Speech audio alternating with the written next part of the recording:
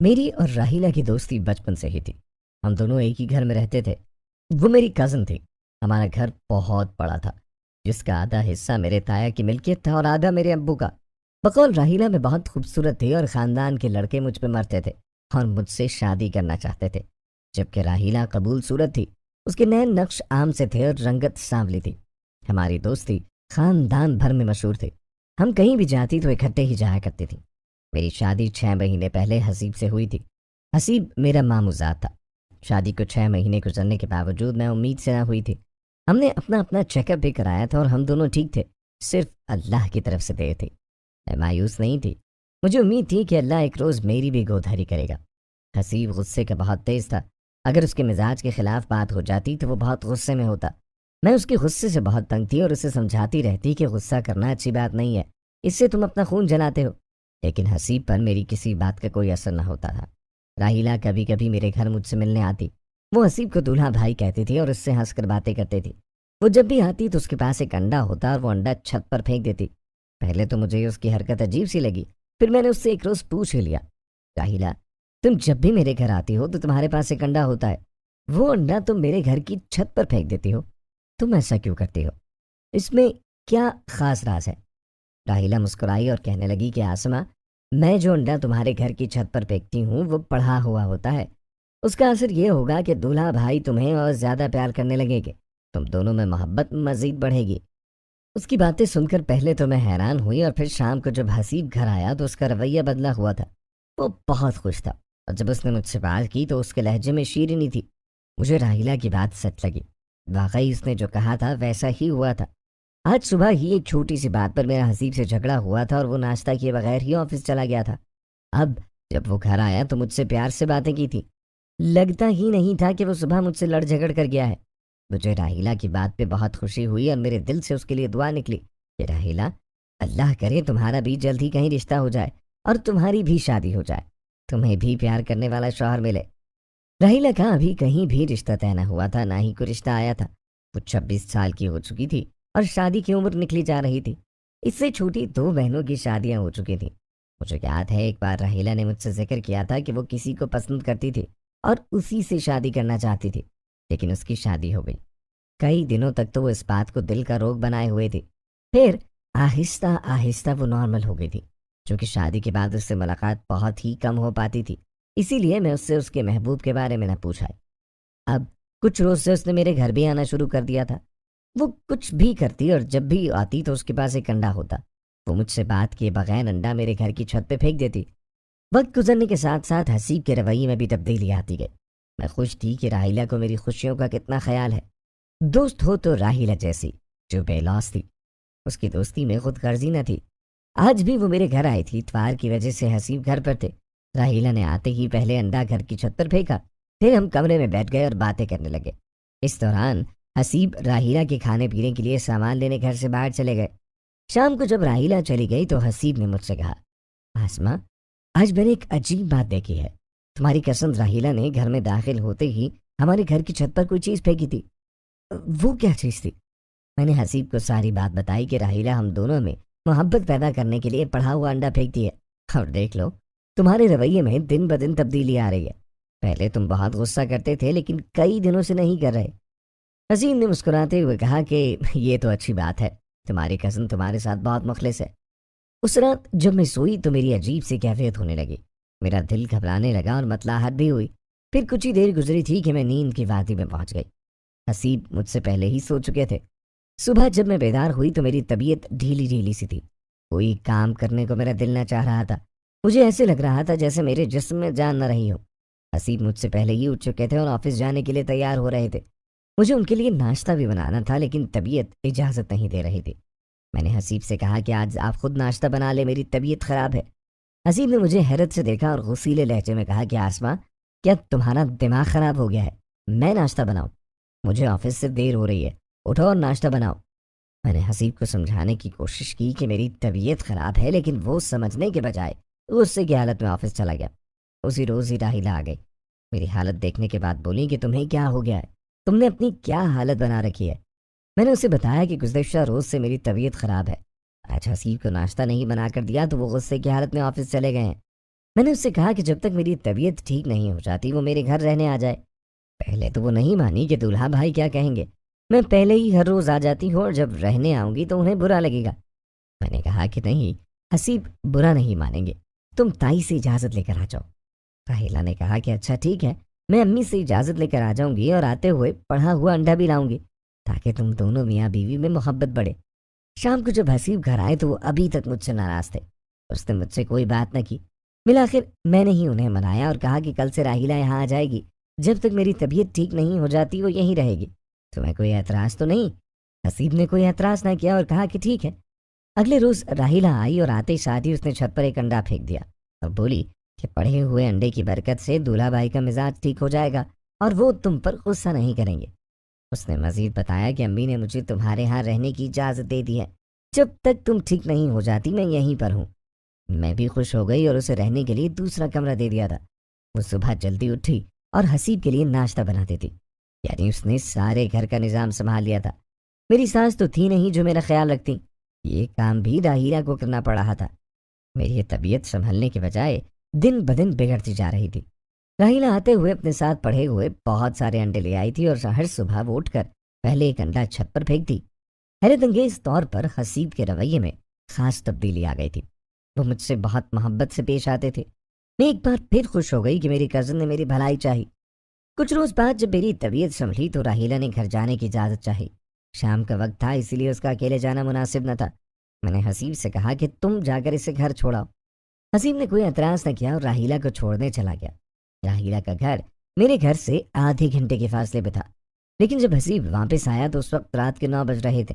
میں نے اس سے دیر سے آنے کی وجہ پوچھی تو اس نے کہا کہ میں راہیلہ کو چھوڑ کر گھر آ رہا تھا کہ راستے میں آفس سے کال آ گئی اور مجھے ضروری کام سے آفس جانا پڑ گیا تھا۔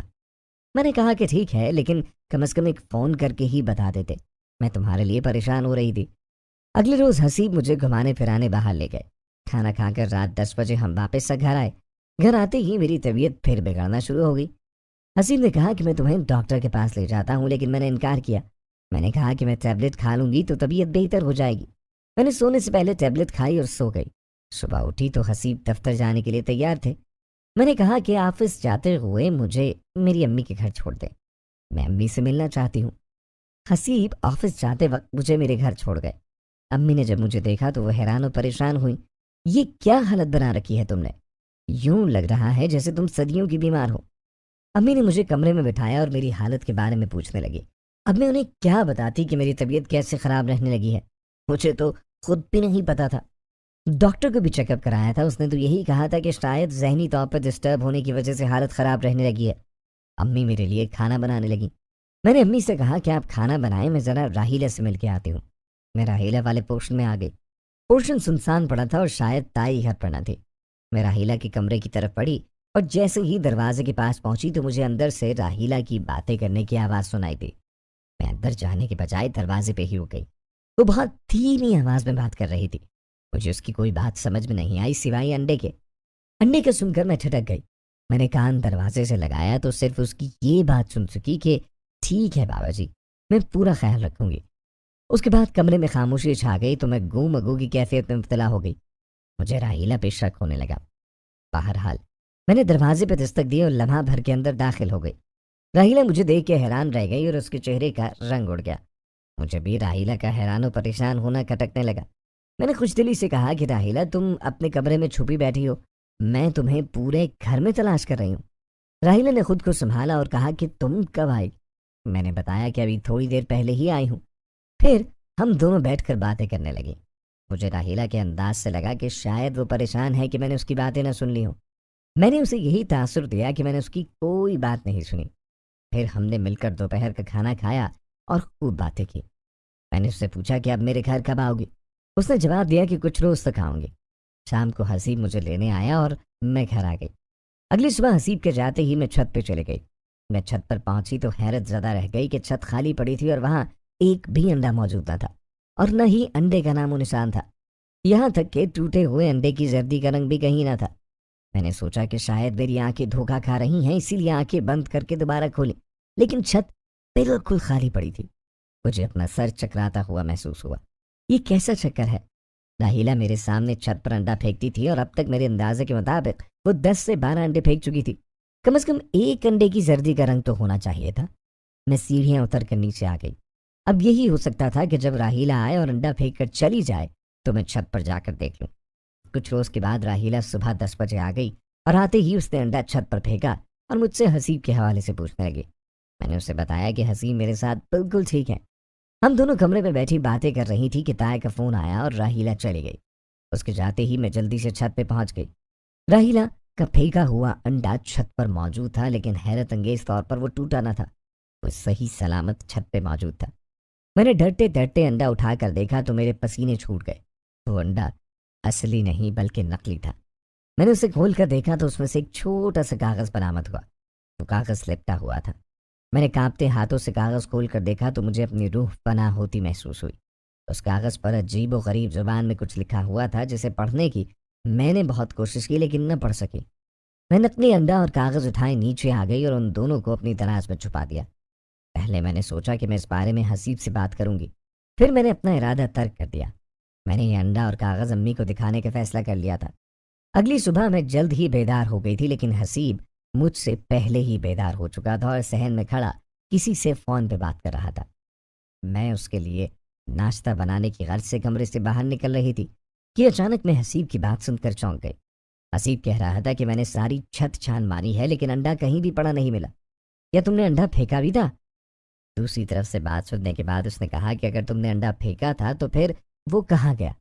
कहीं तुमने इतनी जोर से अंडा फेंका होगा कि वो साथ वाले हमसाए की छत पर जा गिरा हो। मुझे अपने पैरों से जमीन खिसकती महसूस हुई। सर चकराने लगा। अगर मैंने दीवार का सहारा न लिया होता तो शायद फर्श पे गिर जाती। मैं वापस चलकर बिस्तर पर ढेर हो गई। हसीब की बातें मेरे दिमाग में गूंज रही थी। मैं इस नतीजे पर पहुंची कि हसीब और राहीला दोनों मिलकर मेरे साथ कोई खेल खेल रहे थे। जब मुझे कदमों की आहटें सुनाई दी तो मैंने जल्दी से आंखें बंद कर लीं और ये तासुर दिया कि मैं अभी तक सो रही हूँ। हसीब कमरे में आया और मुझे आवाज़ें दी। आसमा, आसमा, अब उठ जाओ और मेरे लिए नाश्ता बनाओ, मुझे ऑफिस जल्दी जाना है। मैं न उठी। फिर उसने दोबारा आवाज़ें दी तो मैं उठ बैठी। उसके लिए नाश्ता बनाया और जब वो चला गया तो मैंने अम्मी को कॉल की। इतनी सुबह कॉल करने पर अम्मी परेशान हुई। मैंने उनसे कहा कि आज वो मेरी तरफ चक्कर लगाएं, मुझे उनसे ज़रूरी बात करनी है। अम्मी 1 घंटे के बाद मेरे घर आई। मैंने उन्हें वो कागज़ निकाल कर दिखाया तो वो कागज़ पर लिखी तहरीर देखकर हैरान रह गई और पूछने लगी कि तुम्हें ये कागज़ कहाँ से मिला है? ये तो कोई तावीज़ है। मैंने झूठ बोल दिया कि मुझे बाहर गली में पड़ा मिला था। अम्मी मुतमईन हो गई। मुझे सारी बात समझ आ गई थी कि राहीला मुझ पर क्यों तावीज़ कर रही थी। मैं तो उसकी कज़न और मुखलिस दोस्त थी। मैंने उसका कभी भी बुरा नहीं चाहता था। मैं चाहती तो अम्मी को बता सकती थी कि ये राहीला के काम है, वो मुझ पर तावीज़ कर रही है। मैंने राहीला से बात करने का सोचा, इसलिए उसके आने की मुंतज़िर थी। मुझे अफसोस भी था कि मेरी कज़न और दोस्त मुझ पर तावीज़ कर रही थी। वो क्यों तावीज़ कर रही थी और आखिर मुझसे क्या चाहती थी? 2 रोज़ के बाद राहीला मेरे घर आई और उसके पास अंडा था। उसने अंडा मेरे घर की छत पर फेंकना चाहा तो मैंने उसका हाथ पकड़ लिया। अरे क्या कर रही हो? मेरा हाथ क्यों पकड़ लिया? मैं तुम्हारे घर की छत पे पड़ा हुआ अंडा फेंक रही हूँ। राहीला ने हैरान होकर कहा तो मैंने कहा कि इसकी ज़रूरत नहीं, मुझे सब मालूम हो चुका है कि तुम मुझ पर तावीज़ कर रही हो। मेरी बात सुनकर राहीला के चेहरे से हवाइयाँ उड़ गईं और वो गड़बड़ा गई। कहने लगी कि ये तुम क्या कह रही हो? मैं तुम्हारी बात समझी नहीं। मैंने गुस्से से कहा कि मैंने वो देख लिया जो अंडा तुम मेरे घर की छत पर फेंकती हो, वो असली नहीं नकली है और उसके अंदर एक तावीज़ है। तुम्हारी असलियत मुझे मालूम हो चुकी है। मेरी बात सुनकर राहीला की आंखें शर्मिंदगी के मारे झुक गई। उससे बोला भी नहीं जा रहा था। मैंने उसके हाथ से अंडा झपटा और उसे खोला तो उसके अंदर से भी एक तावीज़ बरामद हुआ। मैंने तावीज़ खोलकर देखा तो वो हूबहू वैसा ही तावीज़ था जैसा मेरे पास पहले से मौजूद था। मुझे तो राहीला पर यकीन ही नहीं आ रहा था कि वो मुझ पर तावीज़ कर सकती है, लेकिन उसके तावीज़ करने का मकसद जानना ज़रूरी था। वो मुझसे क्या चाहती थी? मैंने राहीला से कहा कि मेरे कमरे में चलो और मुझे सारी बात बताओ कि तुम मुझ पर क्यों तावीज़ कर रही हो। राहीला किसी सूरत बताने पर तैयार न थी, लेकिन जब मैंने उसे धमकी दी कि मैं ये बात अम्मी और ताई को बता दूंगी तो तब वो रोने लगी और इल्तिजा करने लगी। प्लीज़ आसमा, इस बारे में किसी को कुछ मत बताना, मैं तुम्हें सब बता देती हूँ। ठीक है, नहीं बताऊंगी। हम कमरे में आ गई। राहीला की आंखों से आंसू रवा थे और वो हिचकियां लेकर रो रही थी। फिर जब उसने हिचकियां ले लेकर मुझे तफसील बताई तो मेरे पसीने छूट गए और मैं हैरान रह गई। मेरे वहमो गुमान में भी ना था कि मेरी अजीज असजान दोस्त और कज़न मेरे साथ ऐसा भी कर सकती है। راہیلہ نے ایک بار پھر مجھے بتایا تھا کہ وہ کسی لڑکے سے محبت کرتی ہے اور میں اس سے شادی بھی کرنا چاہتی ہے۔ میں نے اس سے اس لڑکے کے بارے میں جاننے کی کوشش کی تھی لیکن اس نے نہیں بتایا تھا۔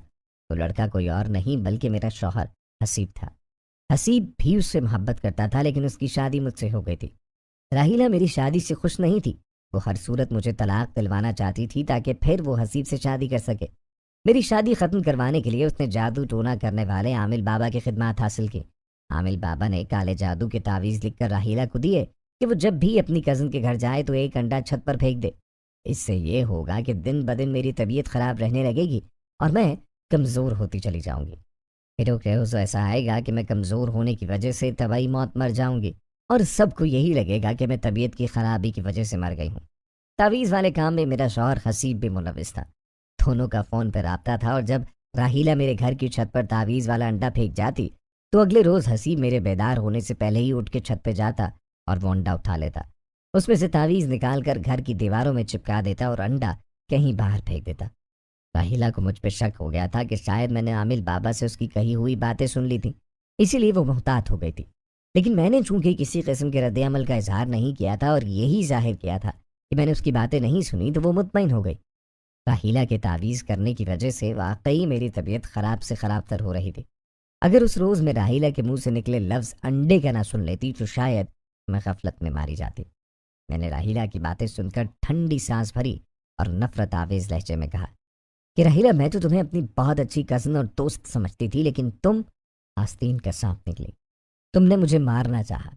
میں نے تم پر اعتبار کیا تھا لیکن تم نے میرے اعتبار کو کرچی کرچی کر دیا۔ مجھے تمہیں اپنی کزن اور دوست کہتے ہوئے شرم آتی ہے۔ نکل جاؤ میرے گھر سے اور آئندہ اپنی شکل نہ دکھانا۔ راہیلہ نے رو رو کر مجھ سے معافی مانگی۔ آسماں، خدا کے لیے مجھے معاف کر دو۔ میں محبت کے ہاتھوں مجبور تھی۔ میں نے واقعی تمہارے ساتھ بہت برا کیا ہے، پلیز مجھے معاف کر دو۔ مجھے اس پہ غصہ تھا، اسی لیے میں نے اسے دھکے مار کے گھر سے نکال دیا اور کمرے میں آ کر خوب روئی۔